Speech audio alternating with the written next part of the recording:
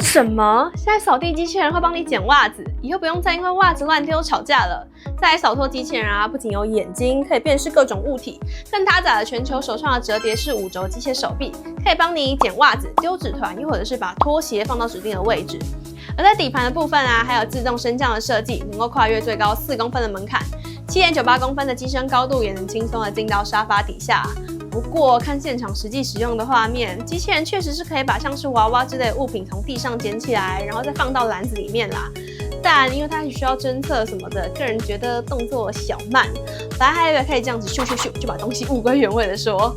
这还是石头科技最新推出的具有 AI 机械手臂的扫拖机器人，价格46980元，大家会有兴趣吗？